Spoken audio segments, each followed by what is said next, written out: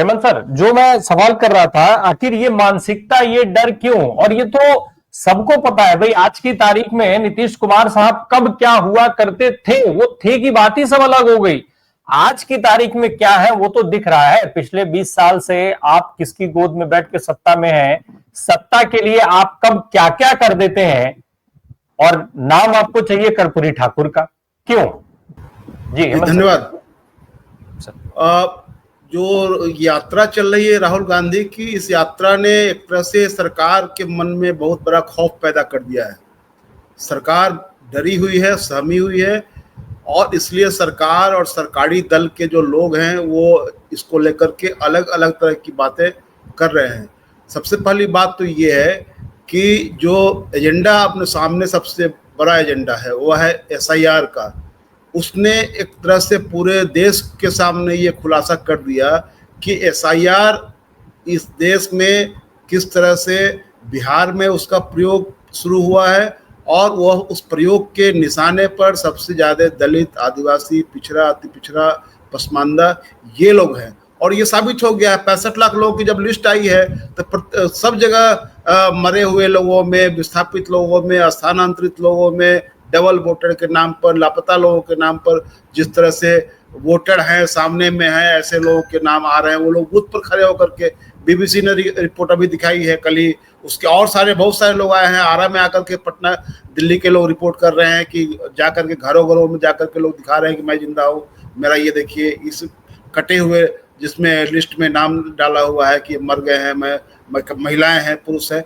तो एक तो ये पूरा फार्स साबित हुआ है, और इसने लोगों के भीतर में बहुत आक्रोश पैदा किया है कि सरकार किस तरह से, और ये चुनाव आयोग किस तरह से काम कर रहा है, और उसके जो मुखिया हैं वो किस तरह सरकार के पक्ष में जाकर के खड़े हो गए हुए हैं। तो ये जो स्थिति है उसमें निश्चित रूप से जब खास करके ज्ञानेश कुमार का जब प्रेस कॉन्फ्रेंस हुआ उसके बाद से स्थिति और सरकार के खिलाफ चली गई, क्योंकि ज्ञानेश कुमार ने अपनी बातचीत से सरकार की पोल पट्टी भी खोल दी और खुद भी अपना वो नंगा होकर के सामने आ गए।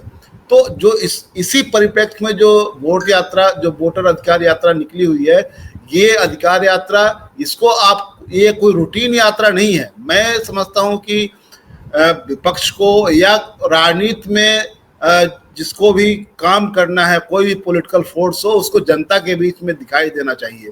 और विपक्ष आज अगर दिख रहा है जनता के बीच में, राहुल गांधी, तेजस्वी यादव, दीपंकर भट्टाचार्य और भी विपक्ष जितने लोग दिख रहे हैं, ये एक तरह से इस देश के लोकतंत्र के लिए गुड साइन है, एक अच्छा संकेत है। क्योंकि आपको जनता के सवालों को लेकर के जनता के बीच में ही जाना चाहिए, उसका समाधान जनता से ही मांगना चाहिए, और जनता उन चीज़ों पर रिएक्ट कर रही है, वो जुट रही है, उनकी बातें सुन रही है, ये इनके लिए भय का विषय बना हुआ है। इसीलिए प्रशासन और उनके नेता, मंत्री, विधायक इस तरह से कार्रवाई कर रहे हैं कि कहीं पर जगह नहीं दे रहे हैं। शुरुआत में ही सासाराम में जिस तरह का बितंडा खड़ा किया गया, वहाँ हेलीकॉप्टर उतरने को लेकर के लगातार ये नानुकुर करता रहा प्रशासन, उसके बाद आगे। और मैं इस बात से सहमत हूँ जो सकेब कह रहे थे कि जो DM महोदय आज जिस तरह से मुंगेर में नाटक कर रहे हैं, वहाँ जगह उन्होंने नहीं दी, बड़ी जगह। लेकिन अगर मैं दावे के साथ कहता हूँ कि ललन सिंह अगर कहे कि मैं DM के आवास में आज यहाँ पर नाच गाने का प्रोग्राम होगा, भोज भात होगा, तो मना नहीं कर सकते हैं। उनको करवाना पड़ेगा, उनको वही तंबू कना लग जाएगा। ये स्थिति है प्रशासन की। तो ये प्रशासन किस तरह बिछा हुआ है सत्ता पक्ष के सामने, ये तो दिल्ली से लेकर के और बिहार और जहाँ भी इनका राजपाट है सब जगह दिखाई दे रहा है।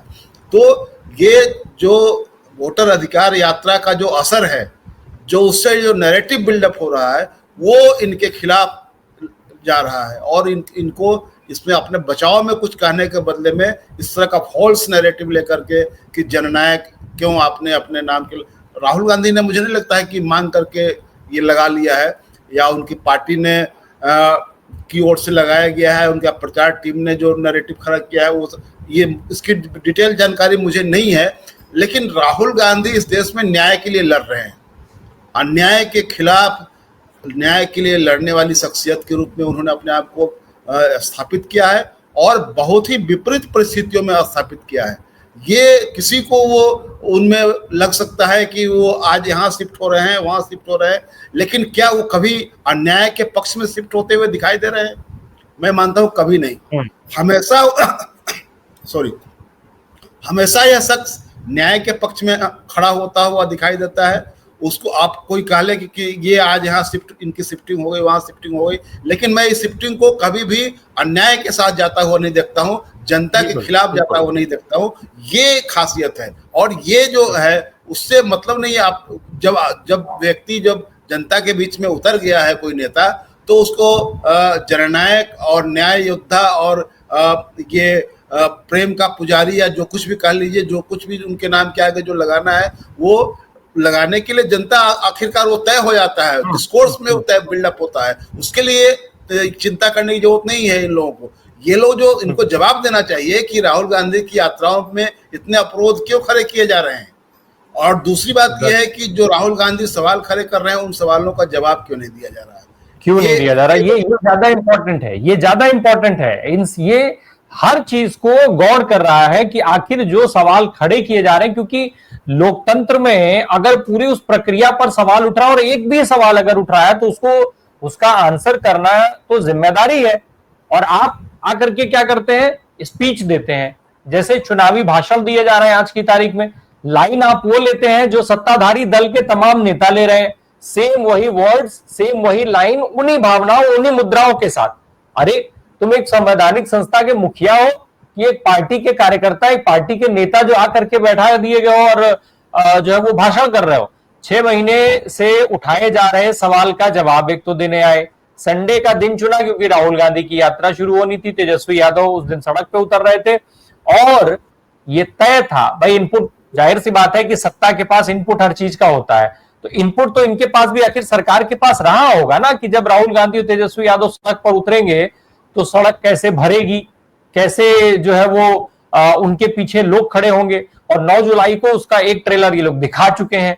सत्ता को तो पहले से मालूम था सब कुछ। इसके लिए कितनी बड़ी प्लानिंग की गई कि सुबह से मोदी जी को मैं कहना चाह रहा था, एक बात और मैं इसमें जोड़ देता हूं कि ये जो कुछ जो प्रयास जो हुआ, जो चुनाव आयोग ने जो कुछ भी किया, मैं इस नतीजे पर पहुंचा हूं कि चुनाव आयोग सरकार के इशारे पर ये जनता के भीतर एक बड़े पैमाने पर अफरा तफरी फैलाने और नफरत फैलाने, 2 एजेंडों को लेकर के ये लोग आगे आए थे। दोनों एजेंडे पर ये विफल हुए हैं। इनको ये लग रहा था कि हम एक ऐसा अफरा तफरी फैला देंगे कि लोग इसी में उलझ जाएंगे, और दूसरा इसको हिंदू मुसलमान का नैरेटिव बना करके इसको हम अपने पॉलिटिकल एजेंडे के रूप में इसका इस्तेमाल कर ले जाएंगे। लेकिन दोनों पर इनको मार पड़ी है, और सवाल उठ करके सामने आ गया हुआ है कि इतने बड़े पैमाने पर हमारे यहाँ बगहा, मोतिहारी और पिपरा जैसे 3 विधानसभा क्षेत्रों में 80,000 लोगों के फर्जी पते पर 80,000 लोगों के नाम दर्ज हुए। वाल्मीकि नगर में 5,000 उत्तर प्रदेश के लोगों का वोट बन गया। ये क्या हो रहा है? ये कौन सा पवित्रीकरण हो रहा था चुनाव आयोग के द्वारा SIR के नाम पर? ये वोटर लिस्ट का पूरे बिहार में इस तरह की घटनाएं हुई है। मरे हुए लोगों को जिंदा बताना, जिंदा लोगों को मार देना, ये सारी घटनाएं। तो इनका ये पूरा एजेंडा, इस एजेंडे का पूरा भंडाफोड़ हो गया हुआ है, और इस पर लीपापोती करने के लिए तमाम तरह की कोशिशें कर रहे हैं। जी।